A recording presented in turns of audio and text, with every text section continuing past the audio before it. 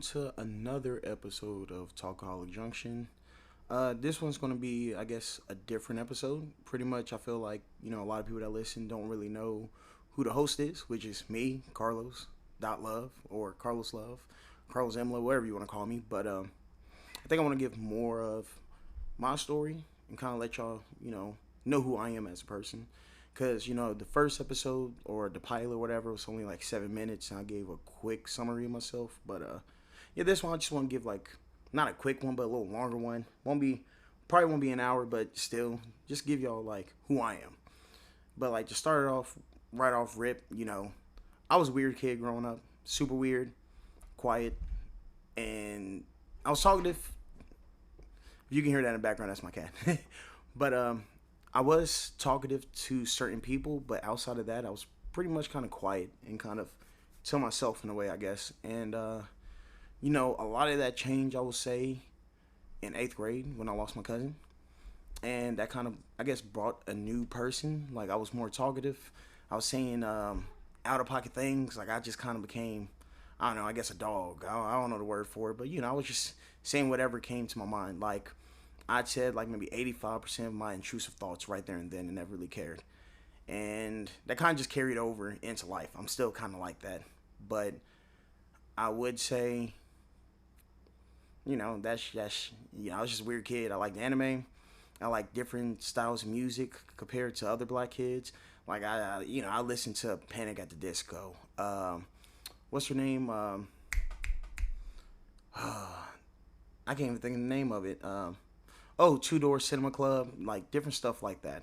I still listen to rap, still listen to R&B, still know the classics, yeah. But I was always different when it came down to it. And like my pops always told me growing up was like, God has His hands on you for something special or to do something like unique. And I am 26, going on 27. I still don't know what that thing is, but I'm still trying to figure it out. But to go back into childhood, I played football from, I don't know what happened, but anyways, backtrack to like when I was younger. I played football at a young age, and I played all the way up to the college level. But I would say I started playing up football because of my older siblings and my dad. Because it's just those are the people I looked up to. I'm number 7 out of 9 kids, so there was a lot of older brothers to look up to. And at that point, there was only 8 of us. We were the Elite 8, but now we're the Divine 9. Because one kind of slipped up out of nowhere. Did not expect that at all, in my lifetime. But I am blessed to have that younger brother. But yeah, I started playing football when I was younger, and I got kicked off my first team because I truly don't know. I just got kicked off, and that following year, I made the team and never looked back. Um, Once I got in middle school, that's kind of where I figured out I was actually pretty good at this sport. And, I was doing more things. I ended up making the Kentucky, Tennessee 8th grade All-Star game in 2012. Ended up going to Holy Cross. It's a private school here in Louisville, Kentucky. And for y'all don't know, I am pretty much from the south side of Louisville. Um, Arcade, Taylor Boulevard area. Or Churchill Down, whatever. But yeah, I made it Tennessee, Kentucky All Star, and my fault with this. I am one of those ones I kind of jump around conversations. So if you can't keep up, I'm sorry, but I'm trying my best. Um, but what was I saying again? Yeah, that's right. Tennessee, Kentucky All Star game. Did that. Then I went to Holy Cross private school. Went there for 2 years. Started both years, and ended up transferring because of just the money, and at the same time the vibe of that school really wasn't that great. There was a lot of things happening in the background that my parents didn't like and I didn't really like, but we stayed those 2 years and then we got the hell out of there. I ended up going to Butler High School, played 2 years, had to sit out pretty much my junior year. Couldn't play until the last game of the season because let's just say a lot of things were done dirty to me after I transferred. But I finally got to play. As soon as I was able to play, I was in the first game, and I remember I got a sack right off rip, and I played the playoff games, started the playoff games, and then yeah, we pretty good that year. We had a solid team. After junior year, senior year Wasn't that great, but we did our best for the competition we had because we were playing like some of the best schools here in Kentucky. And I ended up going to play college afterwards at Cincinnati Christian University. And that school no longer exists. Um, my fault. That school no longer exists because it just got shut down because of, again, background things that were too positive for the school. But my freshman year, I ended up playing under Bengals legend David Fulcher, and I'm not gonna give my opinion on him. But if I would have known he was gonna be the coach he was, and if I would have known the school was gonna be the way it was, I would have never went. I'll just say that. But one thing I will say with college is I gained amazing friends. And I don't mean like, oh, like friends you keep for like a semester and leave. No, I made like lifetime friends. Like, one of them had a podcast. Actually, both of them had a podcast. James and Mike, those are lifetime friends. Love them to death. Those my niggas. It is what it is. And then Joe, and then Emma, and then, Jordan. I met a lot of people throughout CCU that I care about. And, I still talk to them to this day. And I would say the only people from high school I still talk to is my homeboy, Hale. Like we have like a little close knit little family. And like, what's crazy is I they're not even blood, but they do treat me better than some people that are blood, which is kind of crazy to me. But that's just kind of how life is. And oh, we can't forget about the Jessies either. That's just another family right there too. Love them to death. Um, but yeah, I played football for a long time, as you can hear, and I'm gonna be honest with you. I think football, I used that as a way to keep me happy and not really think about the thoughts in the back of my head. So like I didn't really have to deal with a lot of, I guess, quote unquote trauma or dark thoughts I had because I had football to like just kind of overlook all of that. And once I stopped playing, you know how it is. It's like a ticking time bomb. It builds up, builds up. At one point, it got to blow. And I would say after football was done, I didn't really know what to do with myself. I was drinking a little more. I was kind of BSing around. I was working, but I was at a job I didn't really care about. Um, and yeah, I just kind of was at the point where, you know, like I'm not gonna say I was suicidal, but I wasn't happy. And I mean, like I'm still working on myself. I'm still not fully happy. I'll say like, out of 100%, I'm probably happy maybe 30% of the time. Like truly happy. Like my emotions fluctuate so much, it's not even funny. Like yesterday, I had an amazing day, but like today wasn't too great. And there's no reason for me to feel this way. It just is what it is.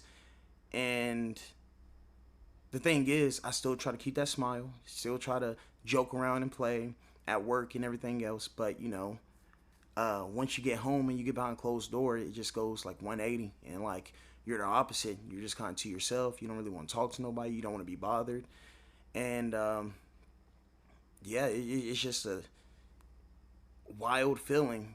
Just a wild feeling. But as I get older, day by day, I still work on it. I talk to my therapist. Because I remember at one point, like, there was this thing I heard where, like, most men, and I don't quote me on this because I don't know how true it is, but most men, that commit suicide, it's not even because they're depressed or sad, but sometimes they just feel like they have nothing else to offer in the world. As in, like, you've gave everything you can to this world, so what's the point of being here anymore at the end of the day? When you already gave the world everything you can. And like I can truly feel that on so many levels, because there's been plenty of times where I feel like I feel like football is the thing I gave this world, and once it was done, I didn't feel like I had anything else to offer. I felt like I was just a football player and that's it. But as I got older, I realized I'm much more. And yeah, now we here today. Now I got a podcast. Now I'm working a good job that I do enjoy going to, even though I took VTO today. And life is just lifing right now, and I'm enjoying it. But at the same time, there are those little glimmers where, you know, I do enjoy it, but I can't fully enjoy it because, just I'm not happy. I'm not sad either. It's just I'm just kind of neutral. It's just kind of like, I guess, numb. You just don't care. Um, but yeah, I mean, I don't know. I don't know.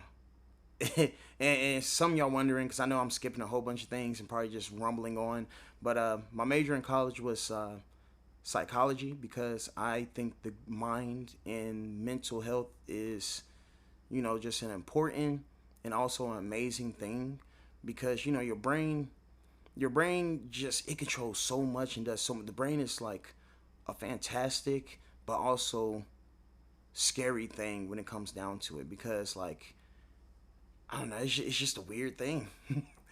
But as you can tell, mental health is kind of like top tier for me, because no one deserves to be unhappy for no reason. No one deserves to feel this way, like, at all. If I had it my way, everybody would be out here fucking peaches and rainbows. I don't know. But, that's just not how life works. People go through things and people carry their trauma different ways. Some people do it in a healthy way. Some people do it in an unhealthy way. It just depends on that person. And there are times where I do handle it in a healthy way, where I do reach out to a friend, talk to them. And there are times where I don't handle it in a healthy way and I stay to myself and I go ghost and just don't want to be bothered. You know, because I don't know why I think like this, but sometimes in the back of my head, I'm like, I can't reach out to people because, I'm just going to be a burden on them. But then I allow people to hit me up all the time and listen to their trauma and their stories and just be in there. But I can't I can't see myself, letting somebody else be in there for me, which is crazy. Super crazy. Um, Man. But when it comes down to it, life is good. I have no reason to be upset, but it happens. It happens. My parents, they're like every other parents.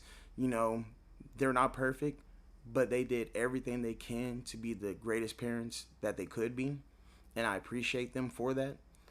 And like, there isn't much more I can ask for them to be like. They're good parents, in my opinion. And they fed me, they clothed me, they were there at sporting events. My siblings, I have loving siblings, like they're there for me. Shoot, I like I said, I have some of the greatest friends, and they're there. But sometimes even with all that, you're just unhappy. Yeah, it sounds like I'm being vulnerable right now with y'all, but I'm really not. It's more of just like, I guess, me talking. And at the same time, I think most of everybody that's close to me knows this stuff about me, that truly talk to me on a daily basis. Um, but yeah, that's just my life. I'm an ex college football player, working, busting his ass, and just trying to move up in the world. And hopefully, we either move up with the job or we move up with this. And I know I haven't really been posting much, but there's a lot of weirdos out here when it comes to the podcast industry and like interviewing people. Like, you hit them up and like you set up a date, and then as soon as that date come up, they're out of town, and it's like, bro, you knew you had this podcast coming up. What you doing? What you doing in Bora Bora? If you have plans that day, just let me know. We can reschedule. Or they want to talk about some like weird shit that that really won't give the audience any substance or whatever. I don't know, but yeah. At the same time, I just been kind of busy with work and just family stuff. I'll start posting more episodes and getting things out there like that, but for the time being, I guess there's like a little hiatus, and this probably be one of the last episodes for a minute. But I just felt like I should just kind of open up more to the audience, to the people listening, just so they can learn a little bit more about myself, or learn a little bit more about me, or however you want to say it. I don't know, but yeah, that's Talkaholic Junction. We just talk about, I guess, people's lives, goals, dreams, and everything they want to do. And like, one big dream of mine right now is I want to be a big podcaster. I want to do something big. Like, I don't even want to be famous. I just want to do something that would, put a smile on somebody's face. make people happy. Like, it'd be nice to make money behind this, but that's not really the main goal. The main goal is just to get people's stories out there, and I guess let them know, let everybody that's listening know, like, they're not alone in the things they're going through, and other people have been through the same things as them. And because when it comes down to it, I'm one of those ones. When somebody tells me their story and like I can relate to it, it makes me feel better, because I'm like, you know what? I'm not the only one feeling this way, and like I have some type of bond with them in a weird way because of this trauma, and like we could talk it out, and it's almost like, damn. So I'm not crazy for feeling this way. I'm just a human being. Man, I'm just talking. I'm just talking. Um, what else? Oh, and another dream and goal of mine is leaving Kentucky. Love Kentucky. I'm a Louisville, Kentucky boy. I'm from the city, but also there's a little country in there. But I think it's time for me to leave Kentucky. Kentucky is an amazing place, but I think it's time for me to go and open my wings and fly away. You know, and because I've already done it before. I was in Cincinnati for about 4 or 5 years, and I enjoyed being away from home. But I think my only fear about leaving home is once I'm gone, like away from family. I think my biggest fear is like it's not to do it on purpose, but like I feel like I might go ghost. Like especially when I'm going through like I guess some mental, challenge that comes my way and try to deal with it myself. And that's kind of one of my biggest fears. I don't want to just go ghost on people that care about me, but I do that sometimes. I mean, can't sit here and lie in front about it. I do it. Like I feel like a few people do it. Because I think I did it in Cincinnati a good chunk. Like I feel like I didn't reach out to my parents as much as I should have. I feel like I didn't reach out to other friends here in Louisville as much as I should. I think I just kind of was in Cincinnati and just kind of going through the motion, but also, you know, trying to cover up, I guess, quote unquote, pain. Because I say before, like I said, before football ended, I was already somewhat in a dark place where, like I really wasn't fully happy. But I'll just say, when football ended, that was kind of the cherry on top of everything. Um, but yeah, I think that pretty much kind of covered everything. I know I didn't get too detailed with everything, but that kind of covered most of the stuff that's kind of on my mind right now. Um, I was at work thinking about making this podcast all day and like what I was going to say, how I was going to approach everything. But I just kind of stopped thinking, just said, you know what, I'll just say everything from my heart and just talk. But I don't know. As you can tell, I am a talker when I'm comfortable, and I'm comfortable enough just to talk all day long on this podcast and just say whatever. But I should probably get better at making a script and like going with it to stay on track of stuff, because everybody's probably listening is like, man, this nigga jumping around back and forth. I don't know what he's talking about. Now I'm confused. But for the ones that do understand, thank you for listening. Thank you for being there. And by being there, I'm talking about like liking the episodes or following me, 5-starring. I just want to thank y'all for that. That means a lot to me. Um, I want to thank the international listeners, because we have listeners outside of America now. I don't have the list of those countries, but I know there's like 3 other countries. I think Australia was one of them, but I want to thank those listeners. I want to thank everybody that came on the podcast to give their story and be vulnerable with the audience. And I just want to thank everybody, in my life that's been, there for me, that's had my back. If it wasn't for y'all, I don't think I'd be, where I'm at now. I don't even think I'd be alive right now, honestly, if I'm going to be honest with you. I think that little dark spot in me would have grew a lot more if it wasn't for a lot of y'all in my life right now. And I appreciate that a lot. But short episode, but that was Talkaholic Junction. Thank y'all for listening. Thank y'all for tuning in. And you already know what it is. Good night, good morning, good afternoon. Wherever y'all are, just keep it easy breeze, beautiful couple girl. I don't know. All right, peace.